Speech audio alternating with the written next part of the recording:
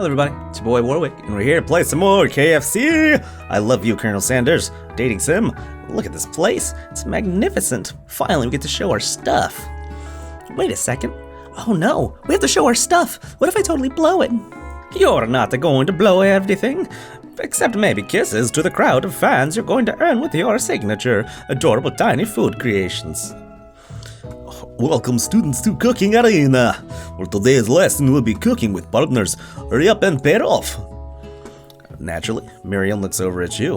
When able to control yourself, you pounce on Colonel Sanders. Hey, Colonel, would you like to tackle this lesson as a team? A team of two, that is. A me and a you, if that wasn't clear.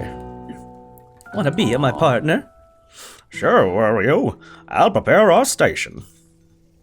Without you as a partner, Miriam is left standing all alone. Two different students quickly take notice. Hello, new partner. Oh my, two potential partners? I'm so sorry, gentlemen, but I don't know how to choose. Looks like you'll have to pick for her. Friend duties can be a little awkward, but that's the price you pay for not being alone forever. What do you want to ask to be Miriam's partner? Well, she thinks Pop looks cute. But everyone else likes the robot guy. She thinks Pop looks cute. Let's hook him up. And sorry, Clank, but I think Miriam will be partnering with a Papa today. Oh. Pop gives a big smile as he steps up to the station with Miriam. Hi, I'm a chef. He holds up a banana and, without peeling it, proudly eats the entire thing. It's disconcerting, but Miriam is too kind to act grossed out. I love your enthusiasm, Pop. She looks at you like, really, this kid? But it's too late to change your choice now. Now it's time to focus on your own cooking classwork. Right, you two. For today's lesson, we're going to keep it simple. Pick a basic dish and divide up the steps. No chef is on an island. It takes 2 flints to make fire, you get the idea. Which dish do you suggest to your partner, Colonel Sanders? Steak tartare seems easy enough. It's fancy and you don't even need to cook it. Using octopus will blow Colonel Sanders' mind. Your grandmother's mashed potatoes and gravy. Oh, that's delicious and from the heart. Let's do that one. It's always been something of a down-home chef. I was thinking we could make something warm, inviting, comforting. Maybe mashed potatoes. And gravy? I mean, wait, that's not him. And gravy? I couldn't imagine one without the other. Colonel Sanders casts a coy look at you, causing your whole face to go beet red. Embarrassed, you quickly turn away. I'll go get the potatoes. No, please, I say no, let me. Picking perfect produce is a passion of mine. Looks like things are getting pretty fresh around here. Does someone have a crush on Colonel Sanders? Oh, we're just cooking partners. Mind your own business. Sanders' heart is my business. You'd better keep your fingers off of my man. Did someone call for me? No, geez, Von. While I'm over here crushing Wario's dreams, you're supposed to be taking care of our classwork. That was the deal, remember? I like this guy's music popped up with him. Colonel Sanders returns, arms full of peeled potatoes. He tosses them into boiling water and turns his attention to you and your old friends. Oh, howdy there, Ashley Van. We're working in a quartet instead of a duet now. Actually, no. It looked like Wario was struggling, so we offered to give them a hand. You know how it is. These young amateur chefs need a lot of mentoring. This music is something else. I was gonna say, Colonel Sanders, maybe I could also teach you a thing or two about fancy food. Maybe one day you might be able to get up to my level. Doubt it, though. Don't be rude, Van.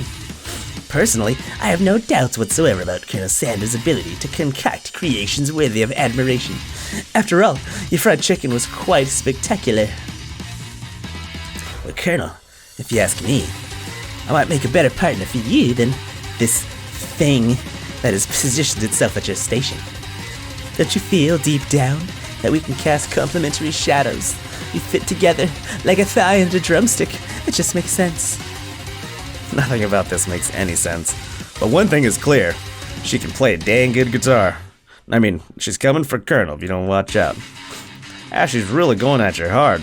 You need to ask for some backup here before things get ugly. Turn to the Colonel Sanders hunk of hunks in your time of need. Turn to Miriam, your forever bestie who's always had your back. Nope, I already dumped her for the Sanders, so hey buddy bud. I'm here to learn and to express myself via my cuisine, not bigger with my prima donnas. Partners were chosen at the beginning of class, so let's all respect the format, okay? You turn to Colonel Sanders to confirm that you're on the same page. I chose Colonel Sanders and Colonel Sanders chose me, right? A businessman respects all fair agreements, from contracts to handshakes. I took on Wario as my partner for this activity, and I stand by it. Based on your team's behavior, I'd say you're perfectly fit for each other. Neither of you has Wario's natural talent or the loyalty. Being defended by Colonel Sanders leaves you feeling proud and full of potential. You look for sprinkles in hopes that he might step in. He's nowhere to be found. Darn those cute corgis and their short but sturdy stature. You look down at your station and realize, in that tension in the moment, your hands have been cooking on autopilot. Distracted by the drama, you've already crushed the boiled potatoes into a perfectly creamy mashed texture, plenty of butter and cream for flavors. It's as if your natural passion guided you through the steps you know so well, while your attention was elsewhere. I know just what to do. Colonel Sanders extends his hand. He's holding a beautiful white porcelain gravy boat, out of which pours a smooth brown gravy, smothering your nearly finished potato dish. Gravy flows down the mound of mashed potatoes. The result looks spectacular. Granny would be very proud. Colonel Sanders hands a spork out to you. You reach out and grab hold of it, but he doesn't immediately let go. The two of you stand, holding the same spork. For just a small moment, all of the madness and pressure in this crazy world stops. Your eyes lock. The moment is electric. Time stands still. If you love something, set it free. Together, you dig the utensil into the mashed potatoes and lift a heaping sporkful up. When you see Ashley with a sinister look, you know she's plotting against you to be with Colonel Sanders. And then, filled with rage and without thinking, you fling the sporkful of mashed potatoes right into Ashley's stupid, beautiful face. Van, do something! Do something! Scooping up a fingerful, Van tastes the dripping mashed potatoes and gravy and realizes it's delicious! Horrified by this revelation, he slinks away. Will he ever be able to cook something with so much love and integrity? Hold on right there, Wario. We do not waste food and broom cooking right in here. Colonel Sanders, I expect better from you. If you throw one more spoonful, you'll both better be prepared to eat it from wherever it lands. Can I have potatoes, face? Van rushes back over, a covered dish in his hands. Mashed potatoes with gravy? Pathetic. In a few minutes I prepared a full meal.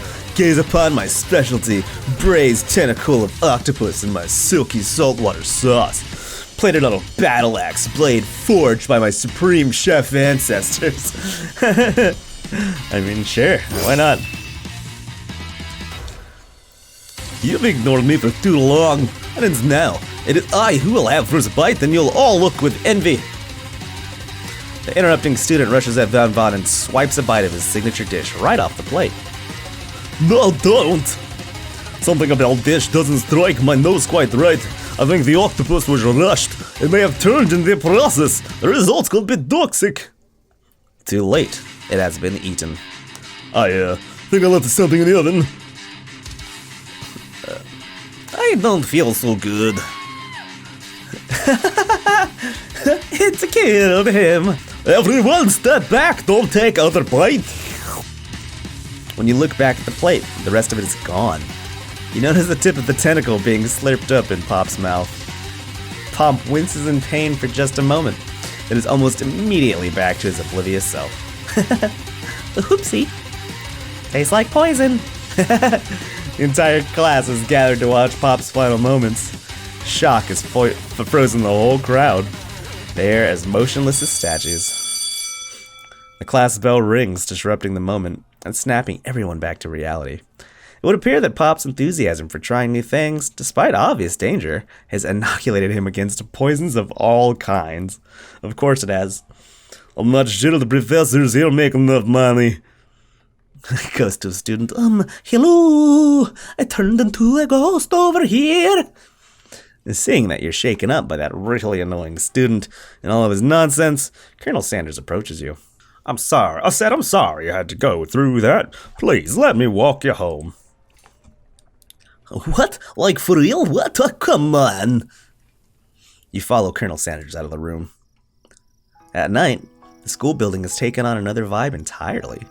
It's dark and more than a little spooky. Colonel Sanders stands in the quad's new neon glow and speaks softly. Those mashed potatoes you made in class today? Before you go on, I want you to know they're not a great representation of my skills. I didn't even realize I was making them. They were amazing. Tasting them, it reminded me why I became so passionate about food to begin with. Colonel Sanders is getting choked up. Cooking is obviously important to him in a way that you find inspiring. Now might be the perfect time to tell him you're developing feelings for him. Colonel, Mr. Sanders. Yes, Wario? There's something I need to tell you. Hold it right there, man. There's something I need to tell you first. Oh, jeez. You see, when I was just a boy, I had a dream that one day I would be the greatest chef the world has ever seen. And every day since, I've been working toward that dream, day and night, never stopping, never resting. Also, lifting a lot of weights, like so many weights, man. We should follow our dreams with all of our hearts. That's our souls may grant them like wishes floating on a star. Hey, no, you... Shut up, I'm the one here to say inspirational stuff and be the star of the story. I didn't even realize there was a star too, that's pretty funny. Oh, we're forgetting that your cooking literally killed a guy.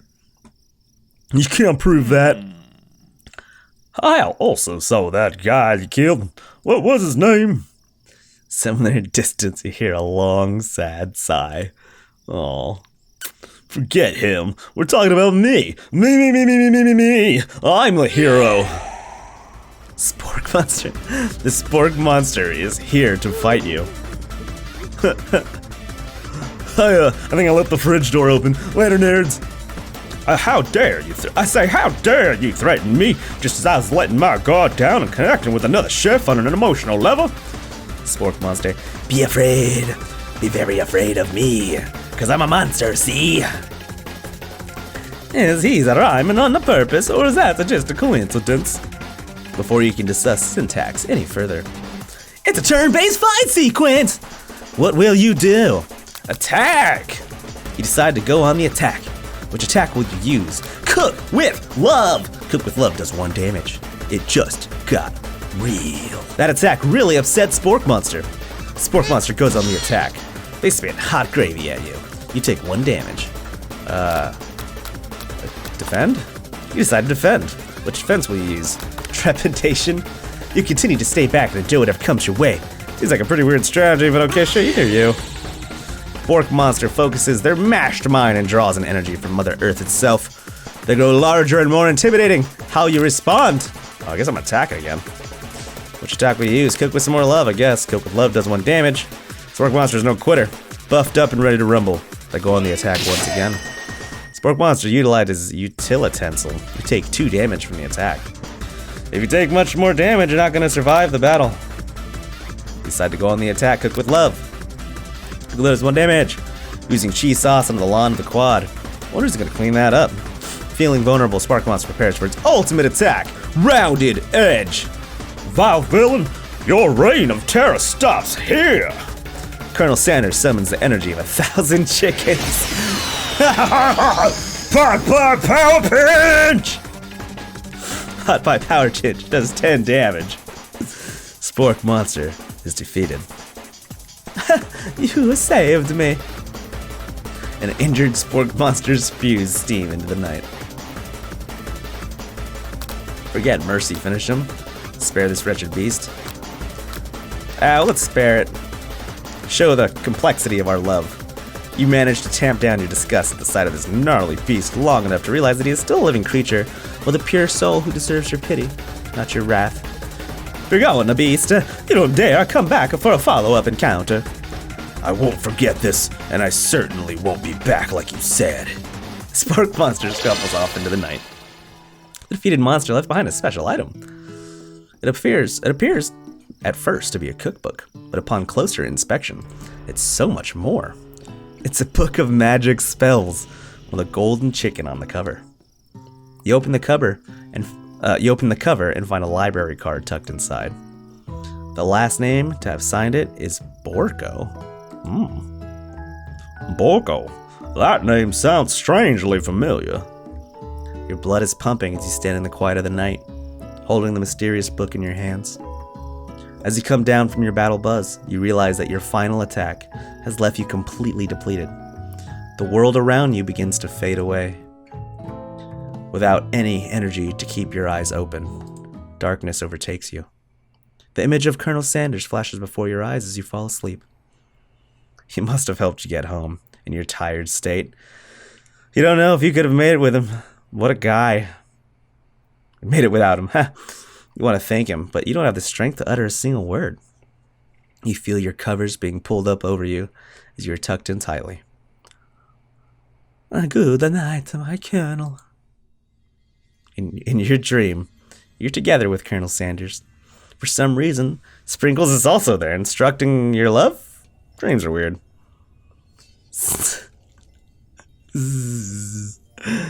Okay. You awake on day 2 and attempt to process the wild visions you had. Were they memories or premonitions? And then there was that secret ingredient that Colonel Sanders went ahead and told you outright. Not much of a secret, huh? It's probably just because you already trust you so much. Sure, that makes sense. We'll go with that. You meet up with your bestie in front of the school. Before you can tell her about the encounter with the Spork monster, she launches into a story of her own. Well, I would love to hear your story, Miriam. Truly I would. But I think we're about out of time for today. Make sure you subscribe if you want to catch the rest of this hilarious anime KFC free promotional game thing. Hit the like button if you enjoyed this episode. And yeah, I mean, I've got tons of videos coming out every single day at 7 a.m. Pacific at the moment. You know, every day, some kind of different game. You know, not just KFC, but you know, some action, some platforms, some adventures, some really difficult stuff, some really funny stuff, some vlogs, all kinds of things. So if you're into any of that, subscribe. That'll be it for this one. Good game, everybody.